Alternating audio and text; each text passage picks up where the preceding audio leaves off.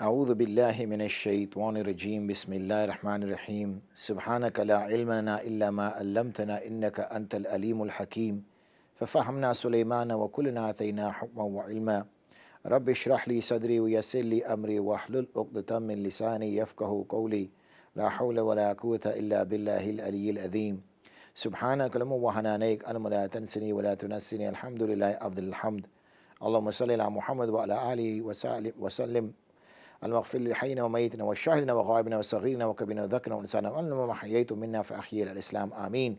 Assalamu alaikum wa rahmatullahi wa barakatuh, and welcome to another episode of Questions and Answers. I'm your host, Amjad Muhammad, and I'll be with you for up to just short of, or just up to 8 p.m. rather, so around 45 minutes or so, dealing with your questions, your queries, and your curiosities. The phone number to ring is 01274 214299. That's 01274 214299. And if you wish to email, as I mentioned yesterday, we have a new email address. This email address will get you directly into my email inbox, which means I will actually receive the questions directly on my phone. And that is the email address you can see in front of you there, which is Amjad, my name, AMJAD, Muhammad, MOHAMMED, at alkhair, ALKHAIR.org. So please do email on there. We had an email on there yesterday, and then I could answer the question live on air. So when you do send your question on there, if it's sent during I will read out your question rather immediately if it's sent whilst we're live. If it's sent after we come off air, then I will read it in the next live session. And so you will be able to pick that up then on any YouTube videos which come. Remember, this show is then placed on Iqra's YouTube channel about 24 hours or so after it's gone live. Apart from a Friday, obviously you need to wait a couple of days before it will be made available around Monday, Tuesday-ish. So that's the process, that's the method. Again, 01274 214299. Yesterday, I don't think, was it yesterday? Seems such a long day. Seems like a continuous day. Yesterday, I don't think we got any calls coming through. So therefore, today let's break that mold. Let's make a change. Let's get some questions in. I do have some questions that have arrived on the two forums that I have, the Ladies Darul Iftar and the Gents Darul Iftar. So I will take some questions from there. Obviously, I will be checking my email inbox, but I will also be telling our esteemed colleague Adil if there is something going on in the Iqra TV inbox as well, so that we have sufficient questions over the next 45 minutes. So there's some news that just broke, wasn't it, about a particular lady of royalty who was addressing a black woman, and then asked the old dodgy question of where are you from? And when she responded by saying England, that conversation went down a difficult path. And now obviously allegations of racism are being said, that unfortunately we have a generation of people who have that thinking. A funny story that I can share with you is when I went to the hospital for my operation, and I came back from the operation, directly opposite me was a gentleman there, a white gentleman, and we just started talking. Obviously, he was saying how hungry he was, obviously, because we're not allowed to eat. We weren't allowed to eat from sort of 7 in the morning, and who's going to get up at 6 in the morning to have something to eat? So basically, the last time I'd eaten was like 8 o'clock or 7 o'clock the night before. So I know sort of eaten for like 16, 17 hours, maybe 18 hours, and he was the same, and he said, "Oh, I'm really, really hungry, I could really do with a curry." So I said, "Yeah, I'm sure I'm sure you want a curry." And then he goes, "Where are you from?" The old "where are you from" question. So I said, "Oh, I'm from Bradford." And he said, "Yeah, I know, but where are you from?" So I said, I'm from here, from Bradford." He goes, "Yeah, but where?" So I thought, okay, fair enough, maybe he's not getting it. So I thought, okay, well, I'm from Bradford, but my parents are from Pakistan, I said. So he goes, no. He goes, where from Bradford are you from? So I said, all right. Slapped my forehead. And I said, "Oh, I'm from BD, X." And he said, "Oh, I'm from BD7. I said, all right, okay, fair enough. So sometimes, that question of where are you from can lead you down a path which may not be the path that you're supposed to go down. Because I didn't know when he was asking, where are you from? He was asking me which part of Bradford I was from. I think he could have been a bit more specific, that when I said, oh, I'm from Bradford, he should have said, whereabouts from Bradford? But instead he said, yeah, but where?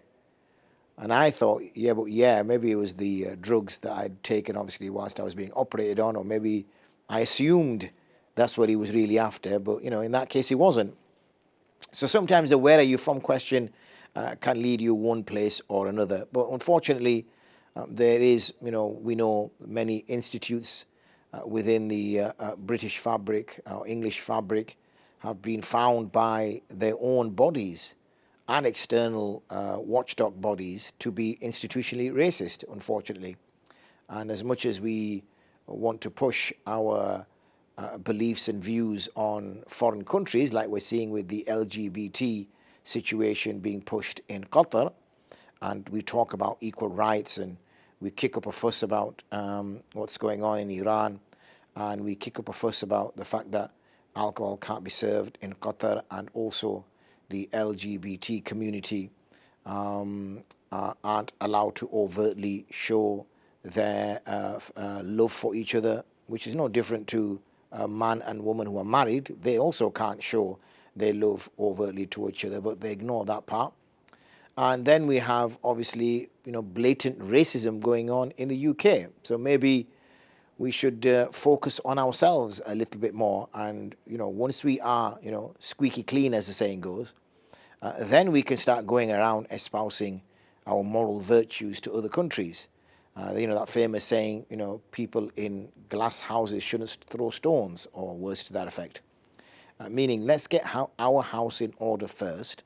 And once we get our house in order, then maybe we can start going around and saying, okay, now that we're perfect or near perfect, why don't you use our model and also implicate it or replicate it in your countries? But we go there in our sort of arrogant, haughty way, picking holes in other people's way of lives and picking holes in other countries that have issues, but yet we have our own issues here, which was unfortunately turn a blind eye or just do kind of tokenistic things like taking the knee, for example, in football. Fair enough, taking the knee is something, but until our societies don't change, it was John Barnes, I was watching a clip, John Barnes, the ex-Liverpool footballer, and he made a very good point that football is football at the end of the day. It's a pastime, it's a sport, and it won't change our attitudes towards race and religion and things of that nature. It is society that needs to change. Once society changes, then everything will be okay. If society does not change, it doesn't matter what football tries to do. It unfortunately is not going to have an impact. So yeah, some interesting news which broke earlier, a situation which occurred yesterday, I think, or yesterday night, if I'm not mistaken, I think whilst we were on air, but I picked up some of the stories this morning. Anyway, that is that. However, today, obviously, we're here to answer your questions, and we're dealing with questions, we're dealing with queries, and we're dealing with curiosities. So what we'll do is before I go to the digital online situation, let's just check if we have any emails, and we do have an email which has come onto the it's come onto another platform to Adil, and he's forwarded it to amjad.muhammad@alkhair.org. So that's the email. Please keep that one in mind. We will be having it up quite regularly between now and next sort of couple of weeks. You'll see it there all the time whilst I'm on air. So when people get used to it, then we'll go back to the normal routine where we bring it up on the screen at the beginning and maybe once or twice throughout the program, but it won't be always there. But as it's a new email, as it's something new, we just want to, and we know that not everybody watches every single episode. Well, some do, but most of you might just watch an episode here and there, so it's useful to have that email. And that email can be used, as I said, anytime. It's not something that you only need to use as a something that you only use as when I'm air. And just on that point, you see, this is the sort of situation that people do suffer. I received this message today. I will read it out to you, and I will sort of anonymize it as best as possible. So somebody emailed me, WhatsApped me and said, Assalamu alaikum. I understand that you were running a course in January about coping with the loss of a loved one in light of the Quran and Sunnah. Unfortunately, I will not be able to attend this course. However, I'm desperately in need of talking to an Islamic scholar for some advice regarding the tragic loss of my only child last September. I am really struggling. Can you please recommend a scholar I can speak to? Jazakallah khair. The details about my daughter are as follows. And then she's given me some links with regards to her daughter's death. Jazakallah khair, wa alaikum salam. And then the sister placed her name. So I gave her the office number. When I'm here in office hours, 01274 214283 in office hours. And she rang in and we spoke for nearly 45 minutes. And alhamdulillah, I can say that from the start of the conversation, where things were very bleak, where she was very negative, where she was asking the question, why? How come this happened? This young lady had so much to live for. She died before her time, things of that nature. I know she didn't use some of these words, but I'm just giving you an understanding of what she was saying. Until I think by the end of the call, alhamdulillah, I think she was in a much more positive place. Her thinking was better, and she was now looking at a reformation. She was now looking at how she could improve her outlook. There was obviously some conversations we had which were along the lines of, accepting one's fate, accepting what had happened to to their lives, that this is something which we have to accept. It's beyond our control to change. And therefore, I guess coming to terms with something is probably one of the hardest things a person can do. But I think she was more along the path, alhamdulillah, by the end of the call than she was when I first took the call. So you can see that there are plenty of people out there, brothers and sisters, who unfortunately don't have access to ulama, who don't have access to scholars, who are looking for religious guidance, who are looking for a religious explanation to what's going on around them. They've tried exploring all other avenues, but they just don't give the answers that they're looking for. So they now need a religious understanding of what's going on in their lives, and they need a scholar. And getting hold of scholars proves difficult. If you live in an area, this lady lives in Leeds, so that's not a million miles away from Bradford. But having access to ulama is not easy. So alhamdulillah, the fact that she saw that flyer or whatever it was, a WhatsApp message that was being circulated, and that was something she shared, that we ended up, alhamdulillah, having this conversation, and it was successful for her. So please do share this email so that people do become aware of it and can then, as we said, benefit from it. So let's get back to that email. Let me remind you of the number, bearing in mind that we have several minutes left now before we go off air. Before we go for a break. Bit rushed to finish for me today. Before we go for a break, remember 01274 214299. Please don't get confused. I know I shared another number with you earlier, which was 01274 214283. That's my direct landline office number that I have here at the Al Khair offices. But the one I give you is 01274 214299 because that rings through into the studio. So even though we're on the same premises, we're in the same building, but the studio has a different number than obviously my office does, because the studio is not my office, simply put. Okay, the question was, is it permissible to take medication with chicken cartilage in it? Okay, so, well, with regards to chicken cartilage, then we know that any part of an animal which is not something which has no blood flowing through it, like feathers and bone and claw, cartilage, it does not come under that, because if it had no blood flowing through it, like say bone, feather, claw, then that is considered as pure. It's not an issue with it. But that which has blood flowing through it, then in that case, obviously it needs to be slaughtered Islamically before one can consume it, even if it's the cartilage that we wish to consume.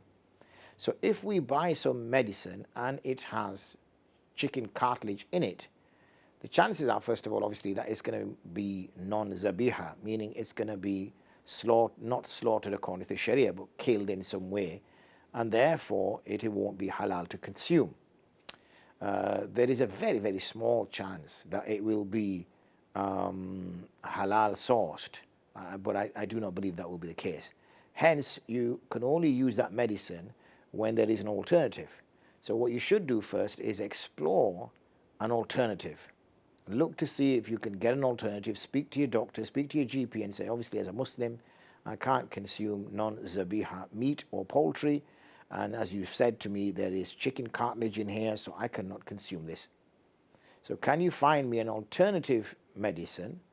Give me an alternative prescription in which that there is either no animals in it at all, which makes life easier, or there is a synthetic version of it, which again, so this, it is still the same what you'd find in chicken cartilage, but it has been synthetically made in some kind of manufacturing plant.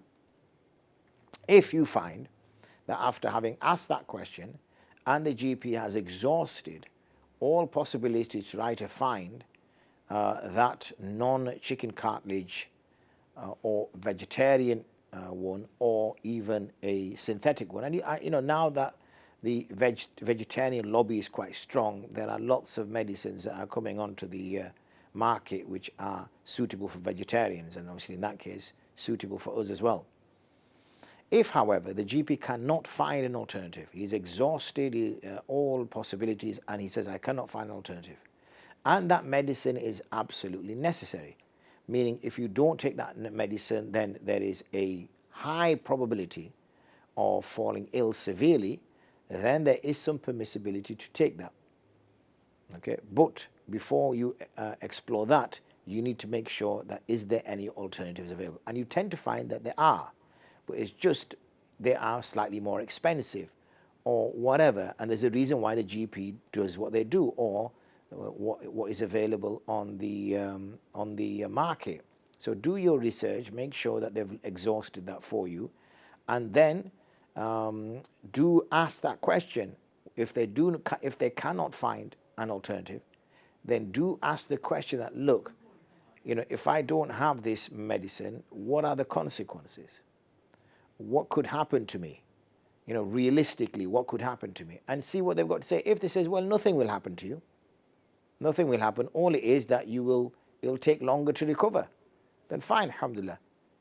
If it takes an extra 4 or 5 days to recover, rather than you recover in 5 days, now you're going to recover in 9 days, then so be it.